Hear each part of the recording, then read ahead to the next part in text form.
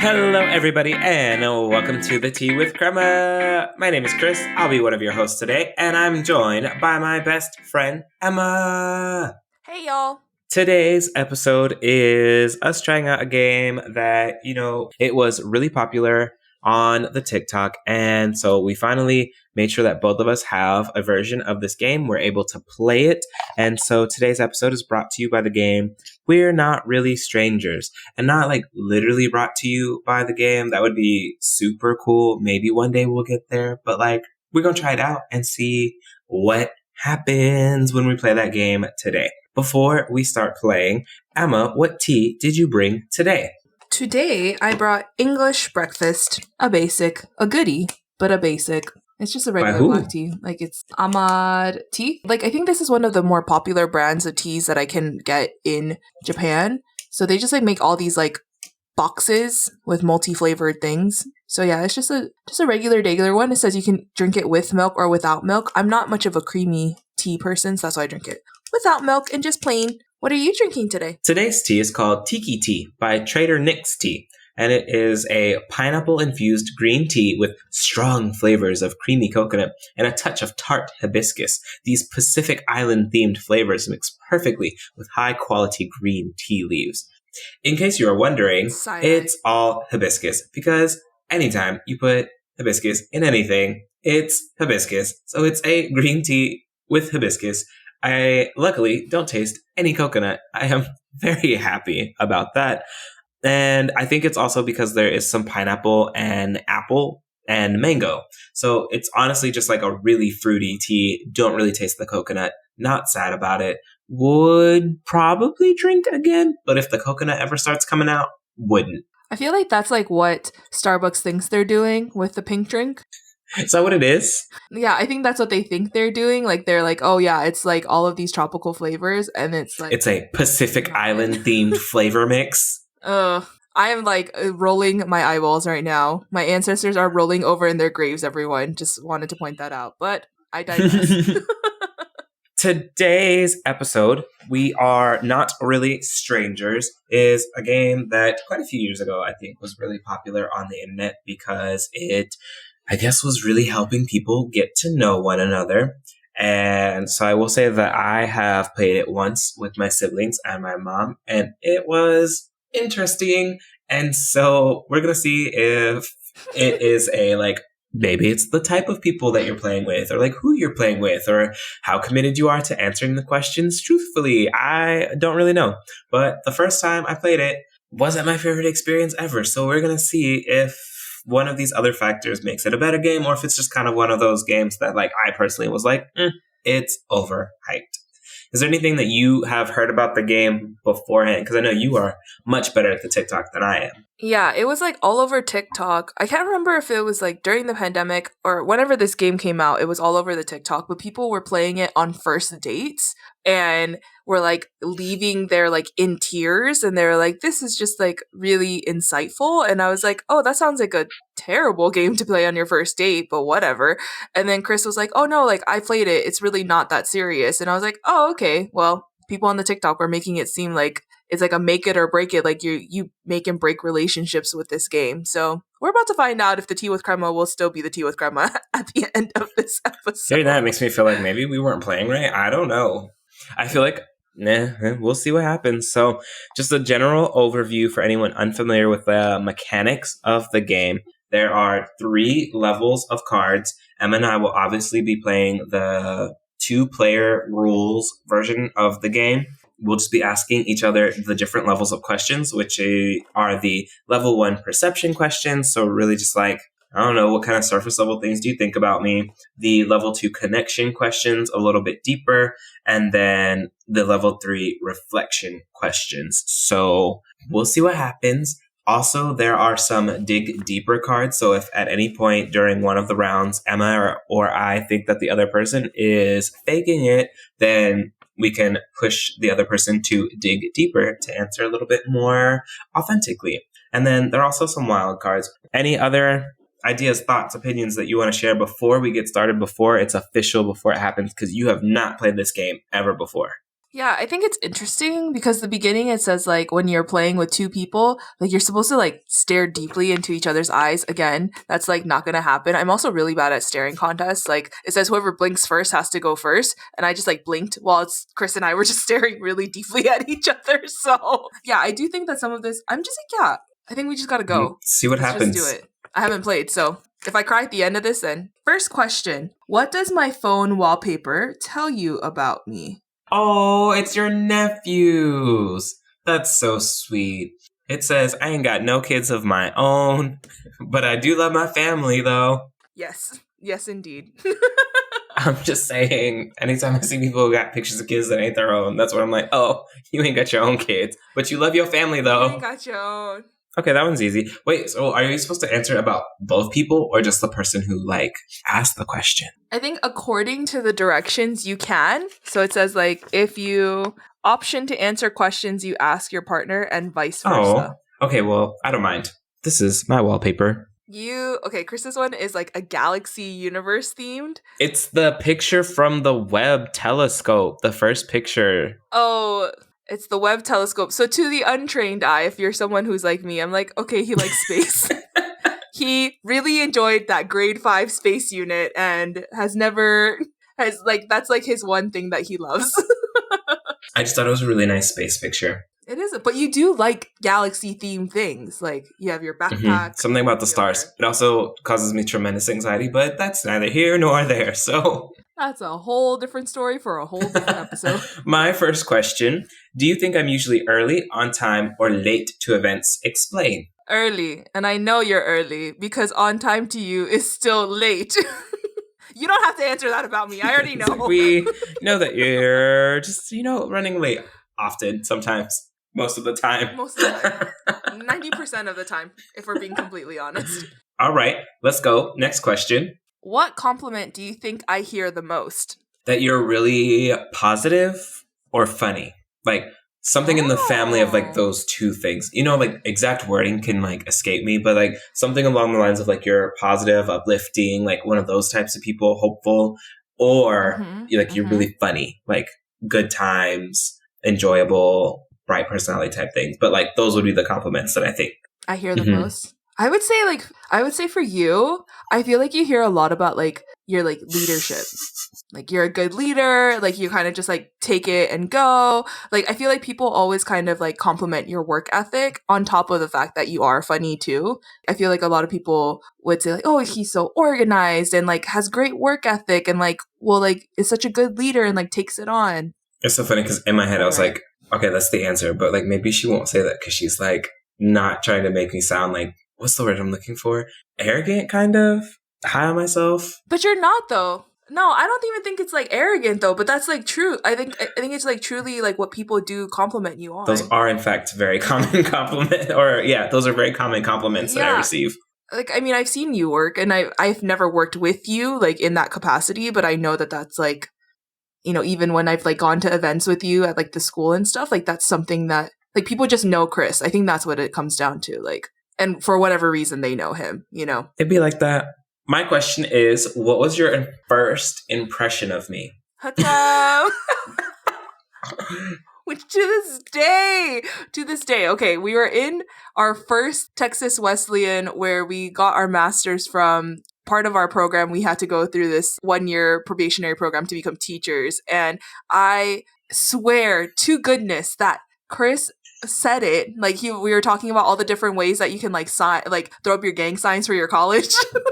Which is also a very Texas thing, like A&M has their like gig 'em. Y'all don't do that in California? No, we do not. Oh yeah, all the schools got them. Like Texas Tech, TCU, A&M, Baylor, they all got one. Like, that's a very Southern thing, is what I've come to realize. Because, yeah, we don't have anything like that. Or at least we didn't at my school. Like, we had, like, ones that we did ironically because we thought it was funny. But it wasn't like, no, this is, like, your identity. Anyway, the Texas Wesleyan, they were teaching us how to do the ram. And they're like, not with the straight fingers, but it has to be curled. Because if it's curled, then that's, like, the ram. But if it's straight fingered, and they didn't say anything. And Kris was like, hook 'em. And that's when I was like, oh, okay. So he, like, went to UT and all these things. Kris still does not remember our first meeting during that time. Don't recall this happening at all, actually. We have pictures on the bus. Like, it is crazy to me. Oh, no, I remember being on the bus. Well, actually, I don't actively... I do recall the pictures of us together on the bus, which I guess...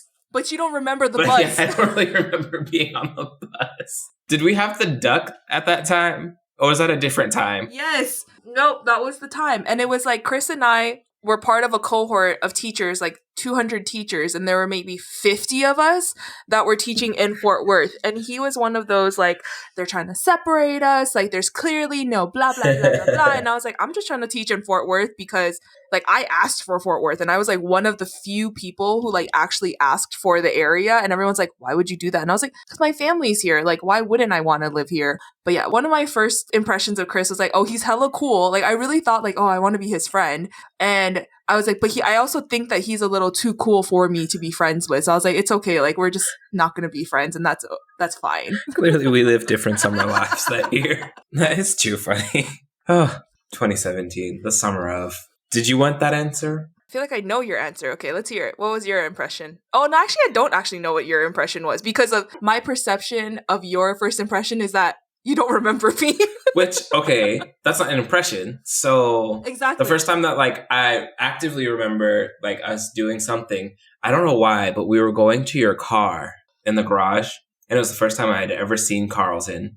And I was just like, once I saw you and I saw Carlton, I was just like, oh, this girl is California through and through. She loves the beach. She loves to have a good time. Like, she has committed to this lifestyle. This is not just like someone who is from California. She is like Californian. Like, this is her whole thing. I don't know where we were going, honestly, but like, that's funny. I do remember going out to your car and then like telling you that, and then you were just like, is it because I'm Pacific Islander? And I was like, no, this car just like screams California. I actually do remember that interaction, because you're like, I feel like this is the car that you like roll down all the windows and you're like driving down towards the beach, and like you have the sun hat and the glasses. Yes. Mm-hmm. Yeah. And I was like, that did happen, but it was because the air conditioner was broken. We just had to do that. Oh God. Okay, here's the question. Do you think I was popular in school? Explain. No, but like not in a bad way. And also because if I remember correctly, the way Naomi explained it was like a lot of people thought that you were like that loud girl. Or maybe it was just like her and her friends thought that like you were that loud girl. And you also like showed up to a new school environment. So I would say like no with students, but yes with teachers. That's the vibes that I get. That is the perfect explanation I've ever heard of my high school career. Not popular with the kids, very popular with the teachers. Probably also the reason why I became a teacher was because of the teachers that I had. Truly encouraging. That is hilarious. I also would like to point out that all of my teachers, when they found out I became a teacher, were like, yep, that tracks. I was like, if y'all knew I was going to be so good in education, why didn't you push me towards education? Like, why allow me to live this delusional lie of engineering? Like, that sounds like y'all were trying to set me up. Professional setup. It really was. Anyway, for you, I'm like thinking the school was pretty small. So I feel like, yes, in a way that like everyone knew who you were. But I don't know. But I'm like also thinking like you were pretty involved. Like you were in leadership, if I'm not mistaken, in high school. And then also like we're doing like the color guard / flag. Yeah. So I feel like yes, you were popular. But whether or not you actually like engaged with this identity is up to be determined. I wish I had a better answer. I don't know. It's probably very similar to Teacher America. So yes, but no. Next question. Yes, and. What subject do you think I thrived in at school, and did I fail any? Math definitely was not good at. There are some times where Kris and I are just doing basic arithmetic, and I'm like, how did everyone allow us to teach children? But yeah, I feel like you're a reader, but you're maybe not English either. I don't know. I think like thriving wise, like I feel like you had an interest in science, but did not really take like the science-y classes. I don't know. I feel like as a student, you're probably just like a solid student all around, though. Yeah, I thrived in social studies, though. Ah, true. Okay. I can see that. I can see that, which is why you then majored in government. Yeah, because I got a perfect score in the dual credit class. Got a 100. Perfect 100. And was like, okay, we'll start here and see what happens. Do you think that's like, why do you think that is? Think what is? Like, why were you so good at history? It's because I did the work. But yeah, I still have like the personal, this teacher that I had actually like bought me a foundational dockets book, like with a little note inside. Because I guess I just did like really well in it. And so that's why I was like, this is a great start. We'll start here. And then I just committed to, I just enjoyed it. That's the thing. So like I found something that like I enjoyed doing. But you know that college thing where like no one tells you that like, hey, there ain't no money in this. Like there was no one there who was just like, but like, what are you actually going to do with this? And so I was like, oh, I studied something that I enjoyed studying like in my free time. And like did not find that happy medium of like free time and professional career. As for you, you probably thrived in math, you weirdo. And I loved math. I would say if you didn't thrive, it would have probably been in probably the opposite, social studies. Yeah, definitely. That was definitely it. Like I was really strong in English. But yeah, social studies was always like, and that was the one class that I don't know why I insisted to take AP classes for that. Oh my, yes, this is, okay. If MySpace were still a thing, what would my profile song be? That's so interesting because I know that you have this weird thing about like music where you're just like, oh, I can't be like hype music all the time. But like also your MySpace isn't like you're all the time. That's just like when you're like visiting your profile. And so it's like a temporary thing. But I don't know. I feel like your profile song would definitely be something by like Megan Thee Stallion or Cardi. Like I feel like that would be your profile song. Oh, my profile persona? The energy that you would give people when they visit. I like it. I think yours would be like Bad Bunny, baby. Lil Nas X. Like, I'm hype and I'm also bilingual. Am hype all the time. That checks out. Okay, this next one's kind of like an obvious one. Do you think plants thrive or die in my care? I'll thrive. And sometimes I feel like they kind of like take on a mind of their own. It's kind of weird, actually. Have given Kris like plants that were on the like about to die. And all of a sudden, they're thriving again. So I think it's just, it was me. Speaking of which, I think Emma's answered her own question because they be dying. And I'm just like, what are you doing to this plant? Nuh-uh, they are thriving right now. I just want to point that out, guys. My plants they're doing Her Japanese plants are doing better. Her Texas plants were... They were a mess. It was a mess. Not great. It was not giving it the energy I needed to. Do I seem like a cat or a dog person? A cat person, but like in a weird like because you're always talking about cats, but I really think that you're a dog person. Like actually a dog person, because it's just like I don't know, you seem like someone who would really enjoy like taking dogs on walks and like doing dog people activities like, oh, I'm gonna go paddleboarding with my dog. Like that just seems like something you would do. Or going to the bark park. Yeah, that just seems like a thing. Cat person with dog person energy. Yeah. I get that. You would raise one of those cats that would like bark at you. Right. Like, and would go on walks with me. That would be your cat. Yeah. I like dogs, but I'm allergic to a lot of them. So that's why I like cats, because I'm less allergic to cats. Also still equally allergic, but I would like a dog. Like, that's one thing that Isaac and I have talked about, that when we move back home, like, we're going to get a dog. I think you seem like I feel like you give off very, like, cat person energy. I've heard that before. I've heard that. But know that you're a turtle person, so. At this point, I'm just like not an animal person. There's just a lot of energy. Last question of round one. What do you think I'm most likely to splurge on? This one's hard. Probably like tech things. Tech / things that are useful. Does that make sense? Like you're not like a frivolous spender. Like, oh, I'm just going to buy it just to say I have it. It's like, oh, and I'm going to buy it and it's going to be very useful. That checks out. I would say you're a splurger on food, like going out, going to the nice restaurants, getting the fancy plates. I mean, if you're going to be there, be there. Getting the appetizers, the entrees. Because like I was not an appetizer person before we met. And then you were just like, no, I want to try the food. So we're going to get an appetizer. And it just, oh, okay. Yeah. So that checks out. That's exactly. That's perfectly. That is exactly the definition of all of the things I splurge on.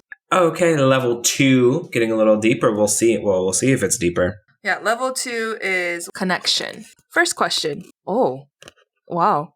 What has been your earliest recollection of happiness? Going to school for the first time.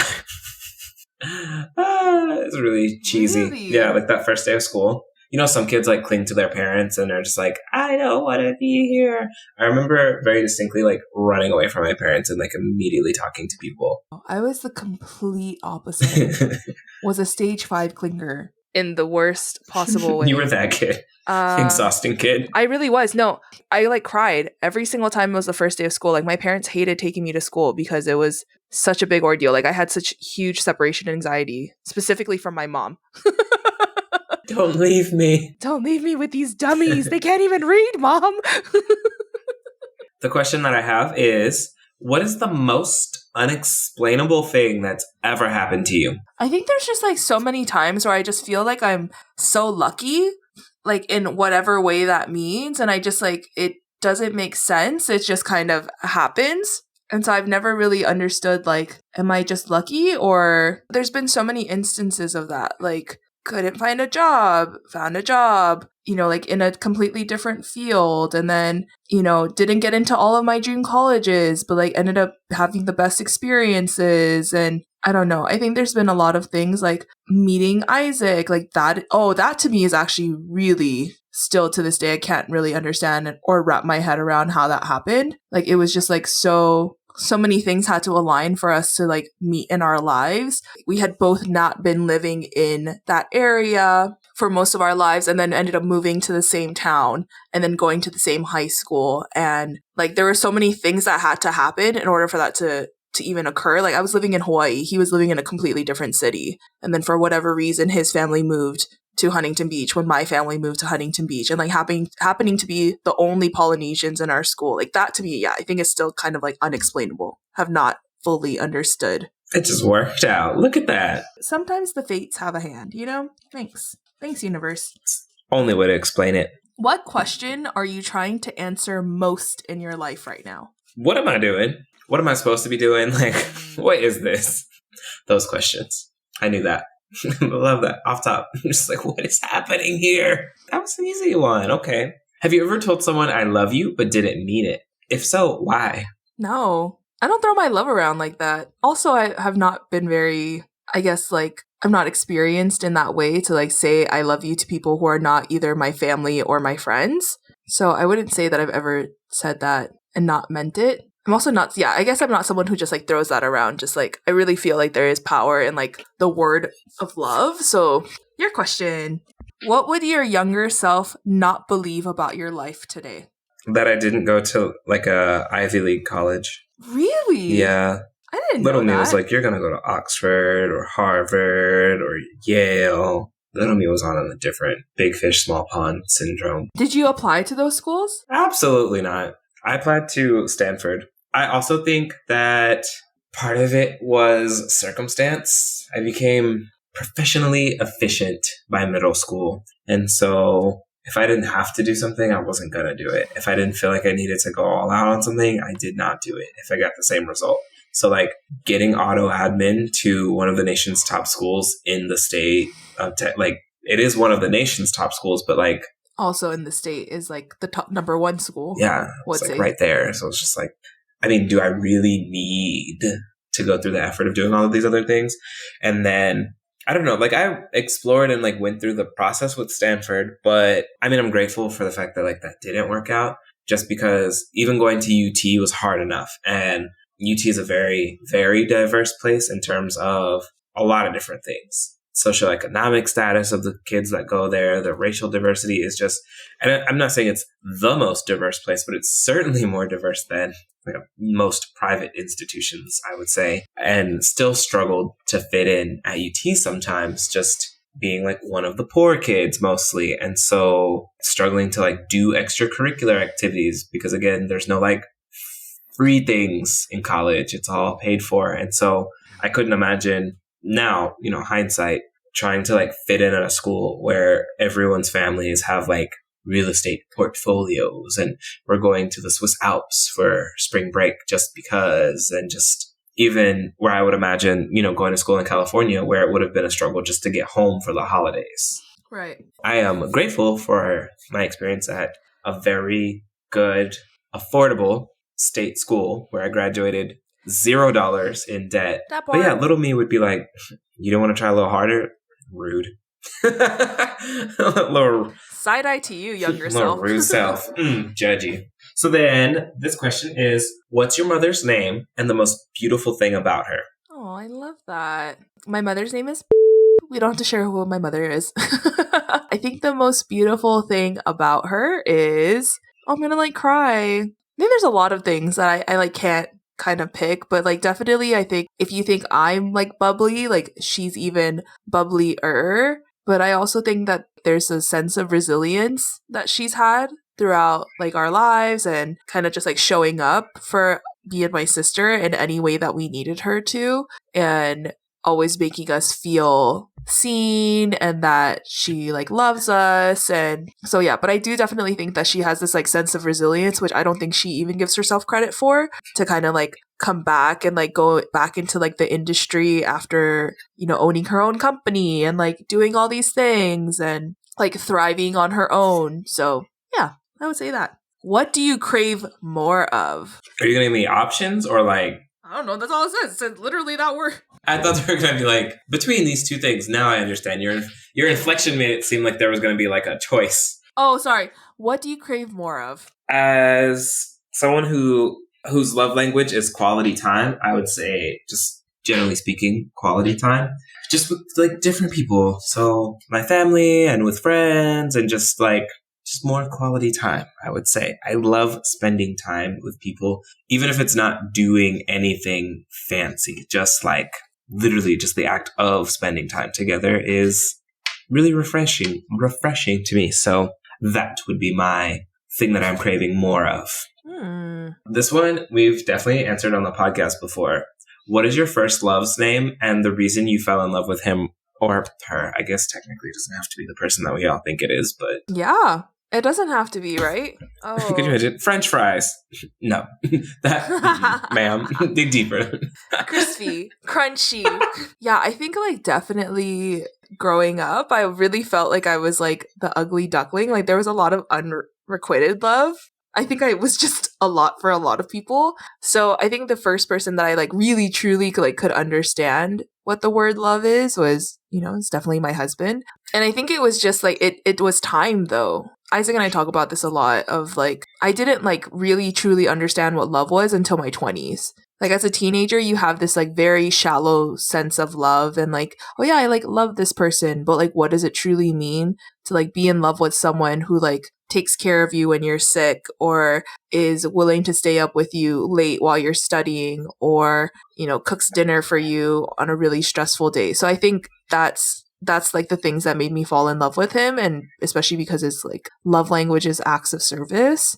And it was just like, that's how he showed his love to me. So there were many times where I was just like, I just want like a gift. But like his gift was like the service that he would like, he could see that I was needing something in that moment and like would do it to like meet that need. So yeah. So it was who we thought it was. It was who we thought it was. Sorry, no juicy tea here.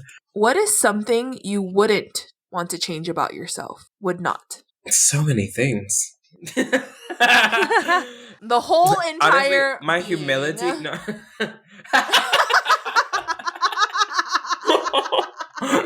I'm gonna ask you to dig deeper on that one.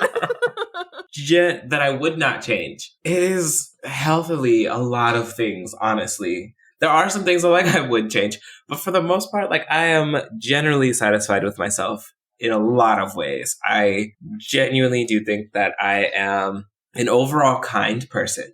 I have moments, but like overall, I would say I am kind and organized, detail-oriented, very thoughtful and dedicated, and just like overall, I would say, dare myself to venture out on this limb and be like, I'm a pretty good person overall. Just I will give myself good confidently. You know, we can talk about great, but like a solid 3 out of 5. Easy 3 out of 5. You know, for some people, I could definitely be, you know, I see they'd be like 5 out of 5. And for others, I could definitely give you like a 1.5. I would never give you a 1 because like, no, that's probably a you thing.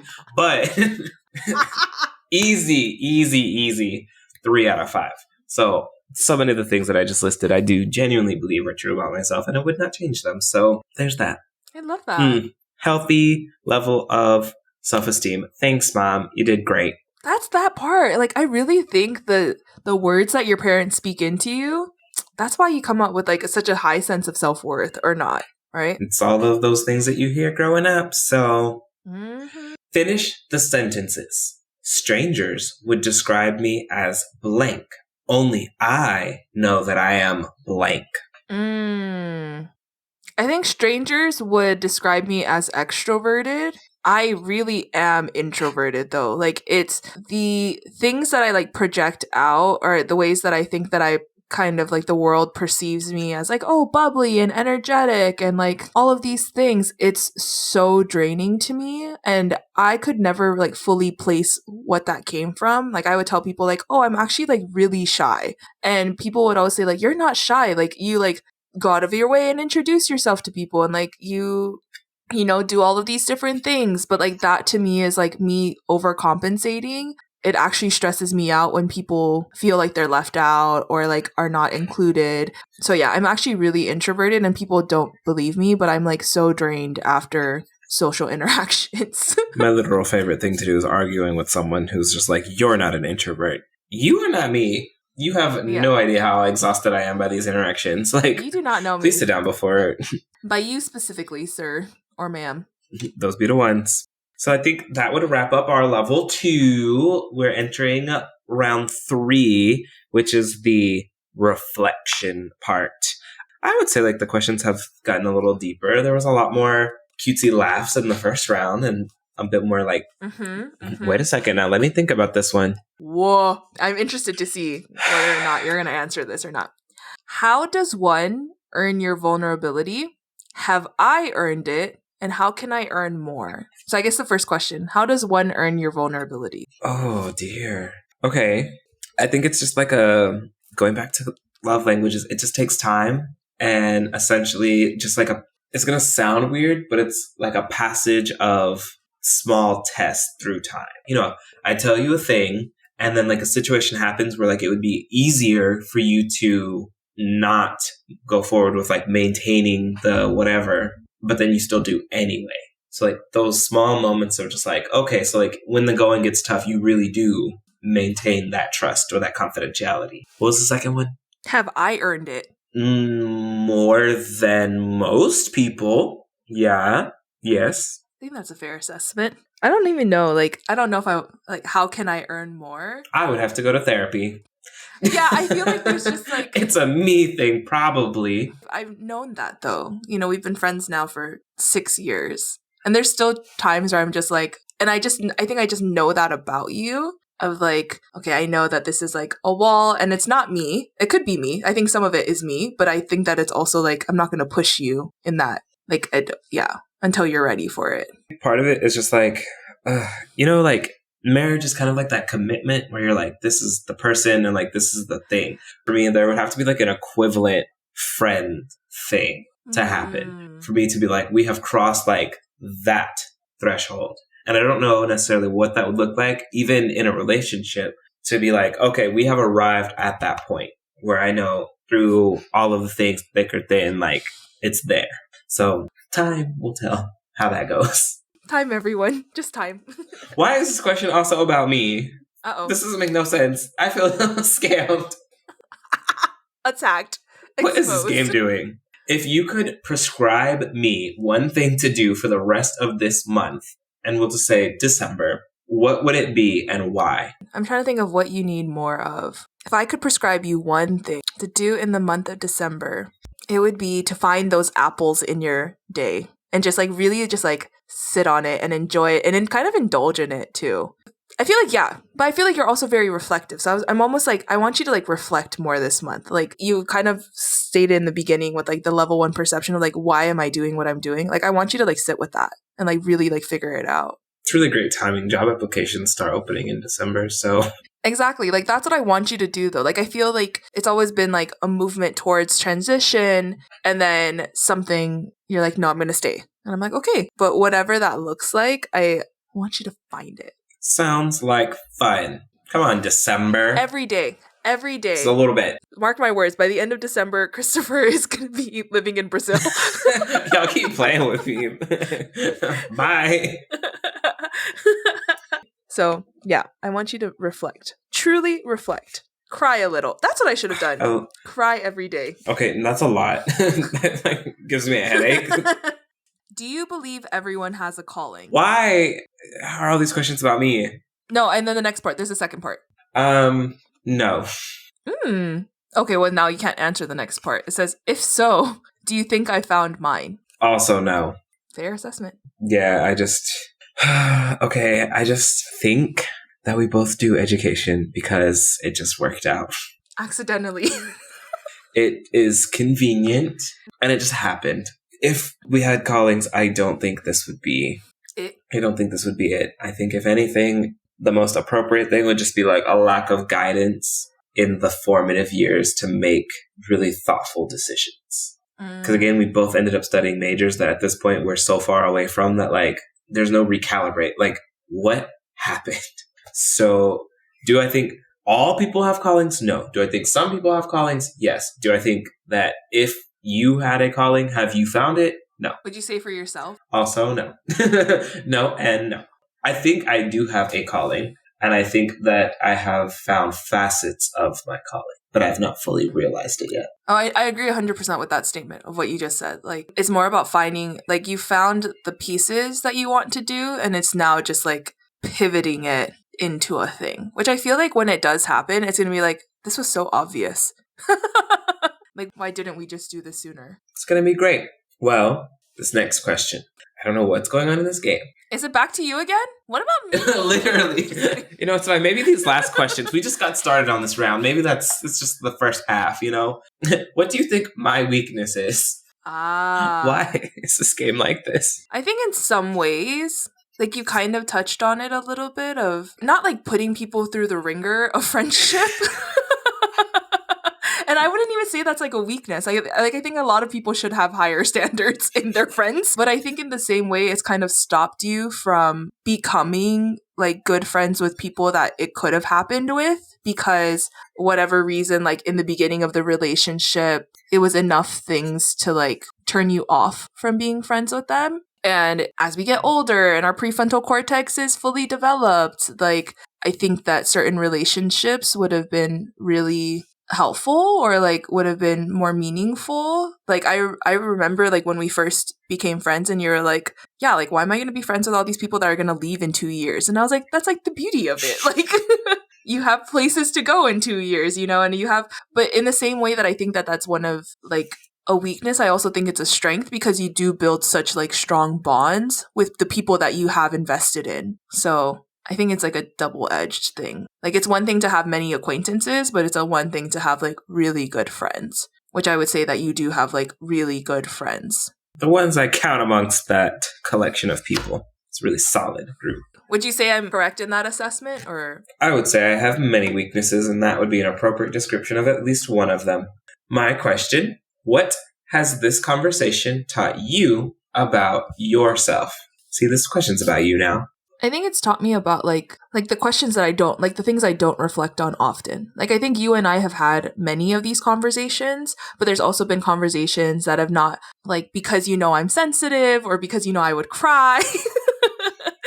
Like, that we haven't really addressed of like, no, I think this is like how you're perceived, or like, I think this is like one of the things that you need to work on. So I think it's also like been reflective for me, even though I'm asking the questions, like I'm also thinking in my head, like, okay, if I were to ask you like, what is one of my weaknesses, or like even the calling question, like I was, not that I'm surprised, because I agree. I think we both talk about like, no, education's not it. Like, this is not the long term, but you know, like to actually hear it like said out loud of like, this is not it. It's kind of sad a little bit too.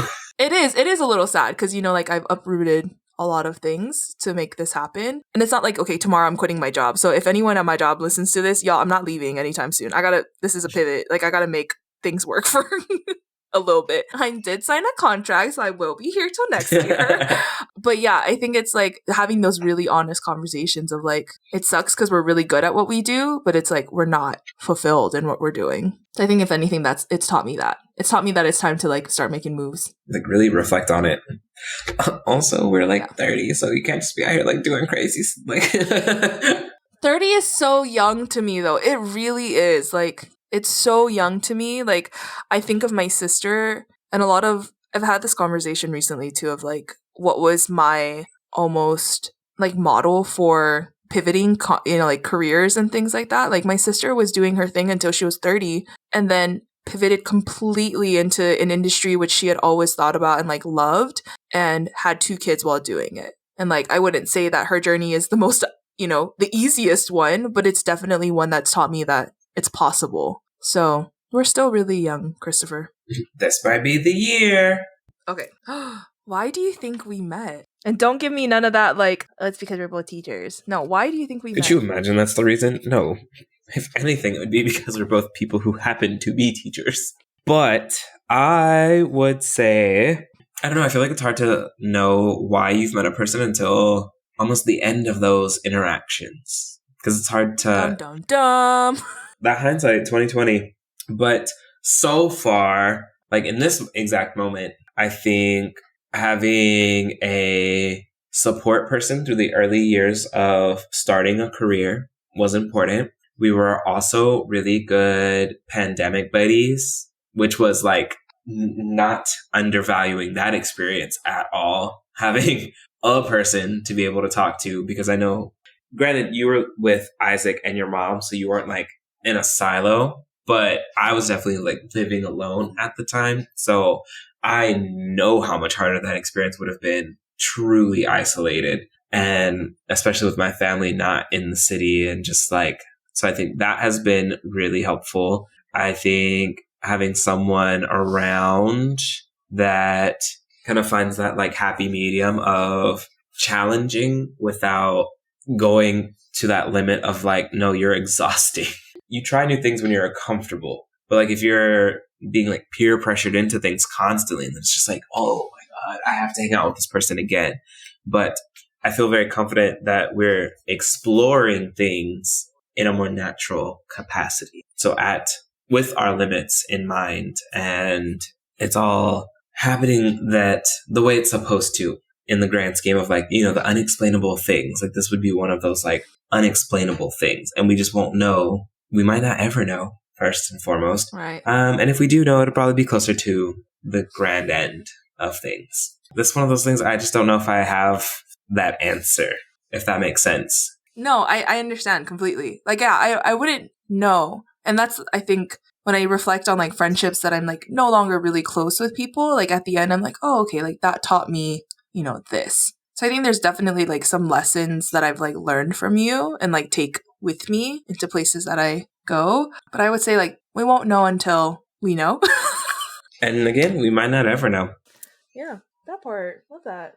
Okay, my question is, what is one thing that you want to let go of this year? Like, Elsa, let it go.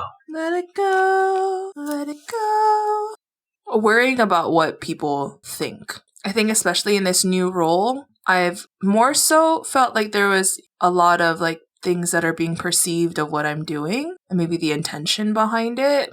And like, you can't lead in that way. Like, yes, you can have some like, yeah, you should be mindful of certain things, but you can't live a way that's questioning every time, okay, what are people going to think? What are people going to think? Like sometimes you just have to make the decision because it's the better decision. And regardless of the pushback you get or like the reaction to it, knowing that it's going to be something that you have thought through and like you can trust yourself. So I think that's a lot of like, I just want to trust my gut more. And I don't know if it's just like from inexperience or being new, but yeah, I just want to trust my instinct more that what I'm doing is not harmful in the grand scheme. So letting go of insecurities. That part. Okay, your last question. I love this one. What would be the perfect gift for me? Oh my gosh. The perfect gift I love would it be because you don't like gifts. a microwave.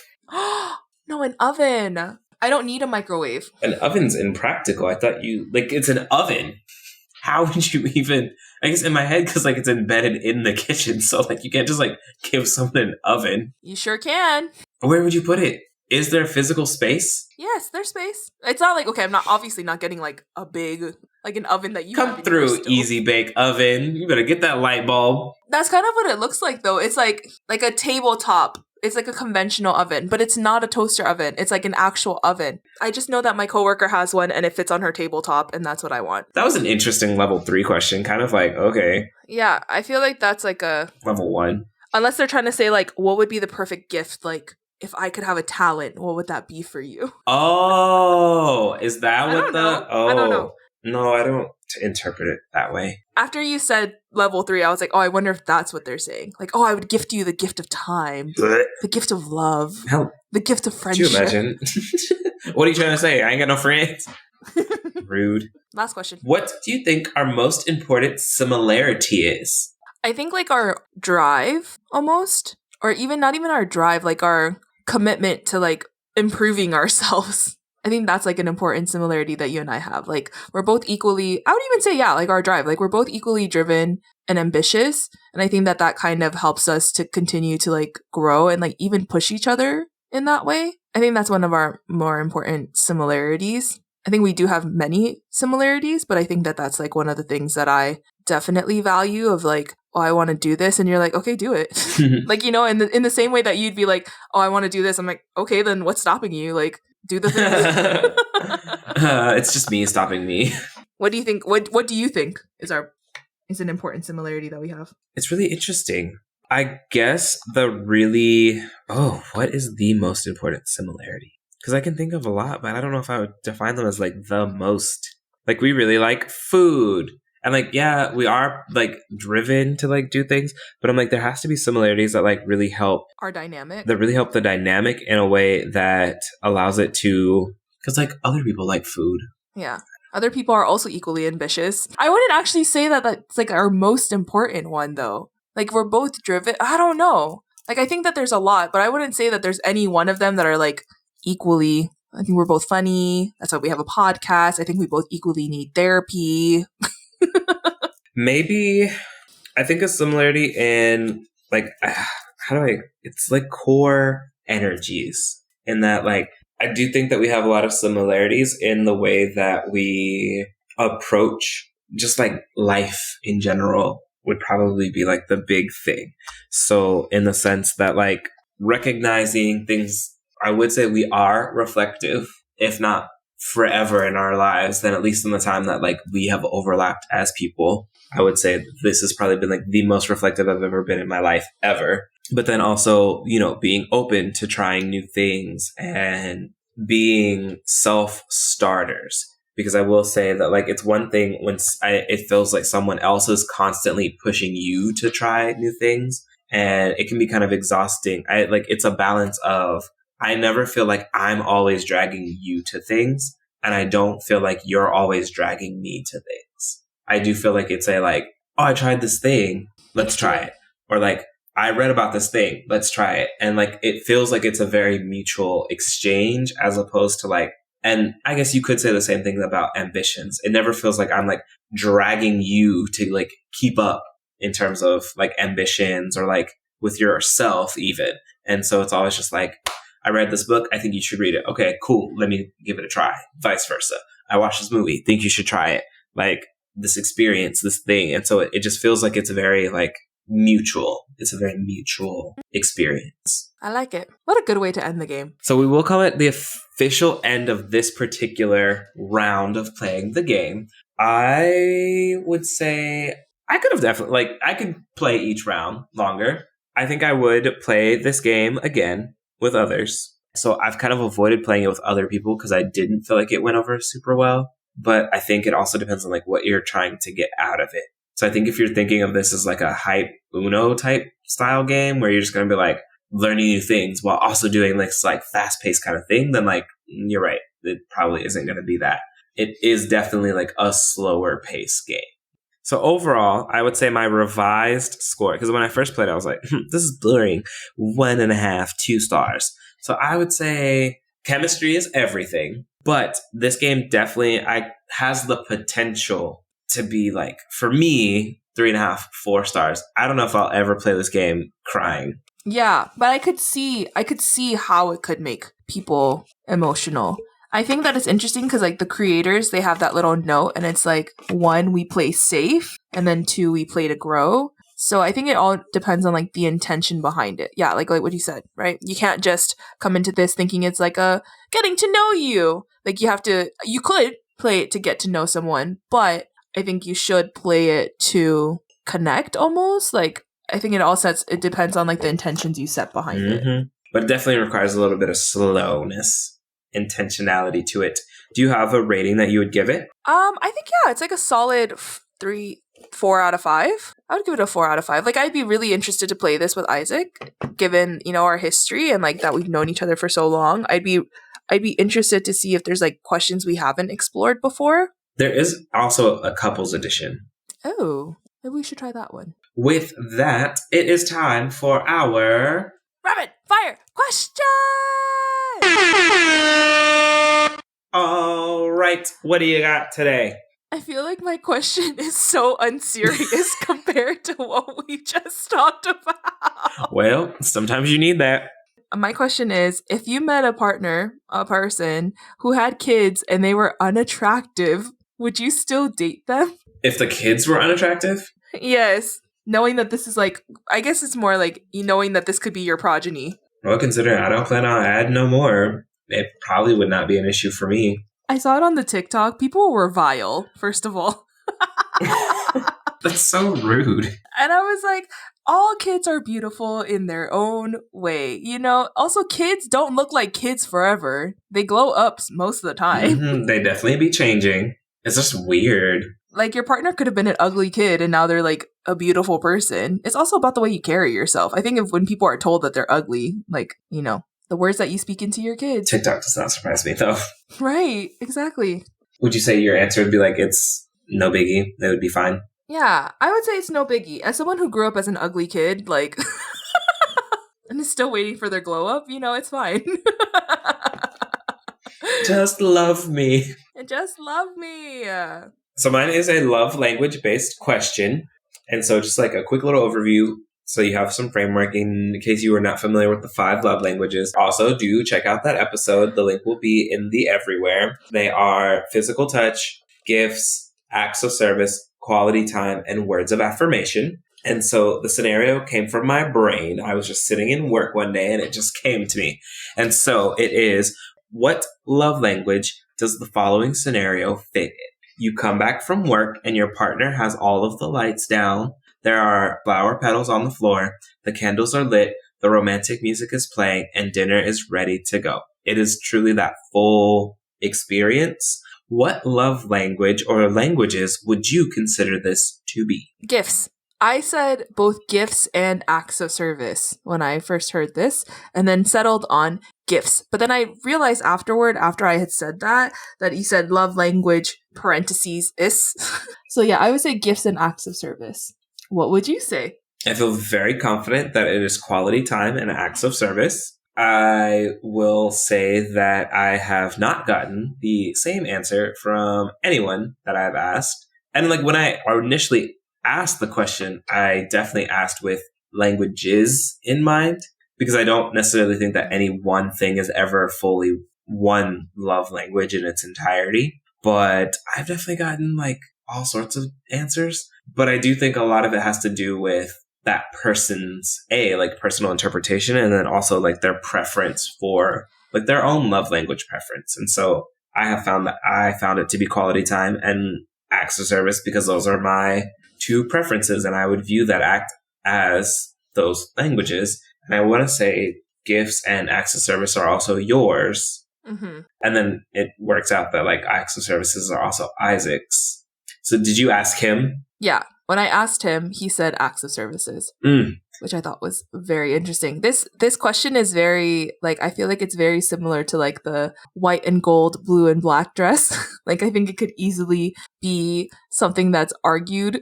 But all I know is anyone who comes to me talking about it's words of affirmation, where? That's the only love language that I'm like, But I could see it being that of like someone is saying that they want these things and then almost like, I don't know. But I know that's stretched. Yeah, it is. It is. But Emma, where can people find the podcast? You can find our podcast on Instagram and Facebook at The Tea with Crema. If you'd like to buy us a cup of tea, you can also Venmo us at The Tea with Crema. We're also streaming on all of your favorite platforms. We hope to see you next time. Bye.